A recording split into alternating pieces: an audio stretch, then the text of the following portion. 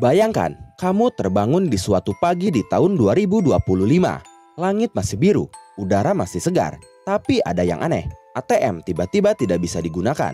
Uang tunai sudah tidak berlaku lagi. Kamu ingin membeli sesuatu, tapi semua transaksi harus melalui satu aplikasi resmi pemerintah. Kamu coba pergi naik transportasi umum, tapi sistem menolakmu. Lalu tiba-tiba muncul notifikasi di layar ponselmu. Akses Anda ditangguhkan sementara akibat konsumsi karbon berlebih minggu ini. Kamu bingung, panik, dan mulai bertanya-tanya, apakah ini dunia fiksi? Atau sebenarnya kita semua sedang menuju ke arah sana tanpa kita sadari. Inilah yang disebut banyak orang sebagai The Great Reset. Dan tahun 2025 ini dipercaya sebagai titik balik sejarah dunia. Selamat datang para pencari kebenaran. Kunci dibuka dan rahasia siap terungkap. Saat dunia terhenti. Mari kita kembali ke tahun 2020.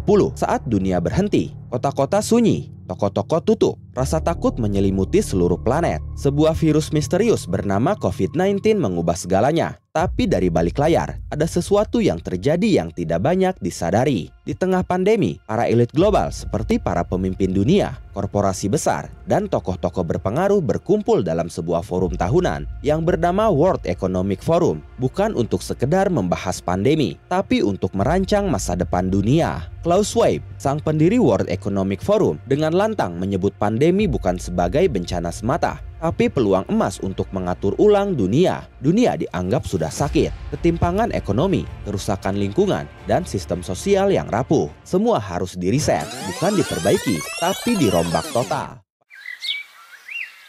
Pada tahun 2016, World Economic Forum pernah mempublikasikan sebuah kalimat yang berbunyi, "Di masa depan, kamu tidak akan memiliki apapun dan kamu akan bahagia." Kutipan ini tersebar di media sosial, memicu spekulasi dan pertanyaan besar yang kini dikait-kaitkan dengan The Great Reset. Seperti apakah ini visi dunia ideal atau awal dari distopia yang menyeramkan? Menurut World Economic Forum, The Great Reset bertujuan menciptakan ekonomi yang lebih inklusif, hijau, dan adil. Tapi, banyak pihak menganggap ini hanya kedok dari agenda besar yang ingin menghapus kepemilikan pribadi, memperkuat pengawasan digital, dan mengendalikan populasi dunia.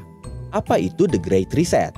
The Great Reset adalah ide besar yang ingin mengatur ulang seluruh sistem global. Bukan hanya ekonomi, tapi juga lingkungan, teknologi, bahkan cara hidup kita sehari-hari.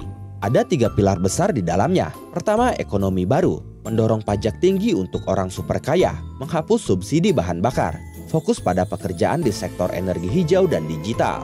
Kedua, lingkungan berkelanjutan, mengurangi emisi karbon, memaksa dunia untuk lebih ramah lingkungan.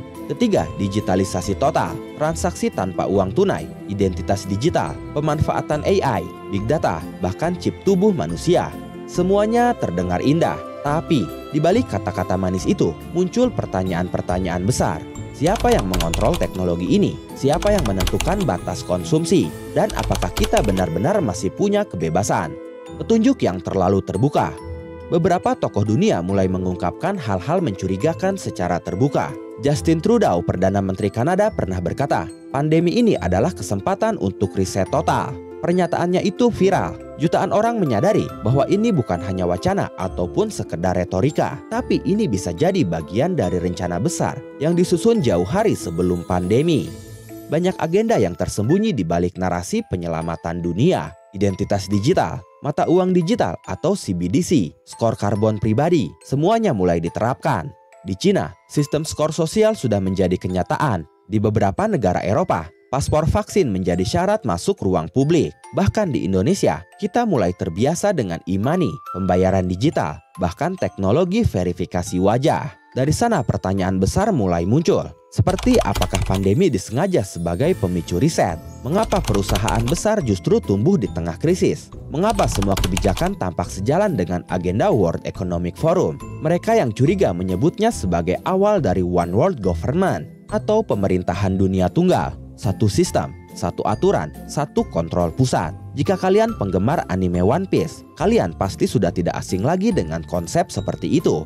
Karena di dunia One Piece diterapkan juga sistem pemerintahan yang tunggal, yaitu pemerintah dunia yang bekerja untuk mengatur dunia dan memaksakan kehendak mereka kepada penduduk dunia. Mereka yang berada di atas menentukan hidup dan mati semua orang di bawah. Tahun 2025, titik balik. Berbagai forum global, tahun 2025 terus-menerus disebut sebagai tahun kunci. Banyak lembaga dunia membuat peta jalan yang berakhir tahun itu, seperti Agenda 2030 dengan 17 tujuan pembangunan berkelanjutan dari PBB yang mulai aktif tahun 2025 ini. Bank Dunia dan IMF menargetkan sistem keuangan digital penuh sebelum 2026. Uji coba paspor vaksin global semakin luas, teknologi pengenalan wajah makin umum, sistem pembayaran baru mulai diperkenalkan. Apakah semua ini hanya kebetulan atau justru sebuah puzzle di mana kepingannya perlahan sedang disatukan secara diam-diam dan dibungkus dengan label modernisasi? Dulu, kita terbiasa membeli barang untuk dimiliki, punya rumah sendiri, mobil sendiri, ponsel milik pribadi. Bahkan nilai-nilai seperti cinta dan hubungan adalah sesuatu yang bersifat personal dan permanen. Tapi sekarang, satu persatu hal yang dulu dianggap tak tergantikan, mulai bisa disewakan atau diakses. Ponsel, terutama iPhone, disewa bulanan atau bahkan harian tanpa perlu beli. Kamera, laptop, bahkan pakaian mewah, semua bisa disewa untuk sehari. Rumah, banyak orang sekarang lebih memilih menyewa daripada membeli. Bahkan di beberapa negara, muncul jasa sewa pasangan, sewa pacar, sewa teman curhat, bahkan sewa pelukan. Yang dulunya tak masuk akal, ini menjadi layanan. Lalu muncul pertanyaan yang mengusik. Apakah ini hanya gaya hidup praktis? Atau justru bagian dari agenda besar di balik The Great Reset tadi? Ingat kalimat sebelumnya? Di masa depan, kamu tidak akan memiliki apapun dan kamu akan bahagia. Sistem penyewaan ini sejalan dengan pola ekonomi berbagi atau sharing ekonomi yang kini makin dominan. Bukan punya kendaraan, tapi bisa akses Gojek atau Grab. Bukan punya rumah, tapi bisa sewa di Airbnb. Bukan punya film, tapi cukup langganan Netflix. Bukan punya software, tapi bisa sewa Office 365, Canva, dan lain sebagainya. Kita bukan lagi pemilik, kita hanyalah pengakses. Dan siapa yang punya kendali atas akses?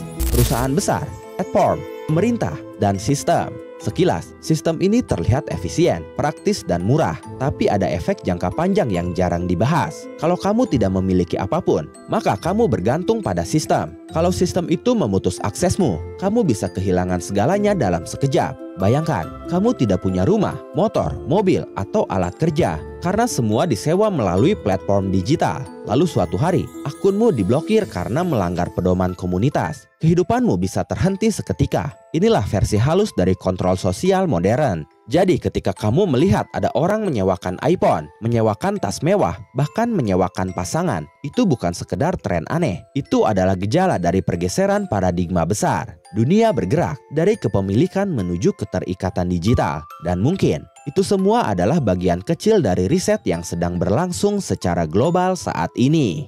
Bukti yang jarang dibahas media. The Great Reset bukan hanya soal ekonomi dan teknologi. Dalam dunia spiritual pun, perubahan sedang berlangsung. Di Abu Dhabi, Abrahamic Family House mempertemukan Islam, Kristen, dan Yahudi dalam satu atap. Banyak yang menyebutnya ini sebagai awal dari agama tunggal dunia.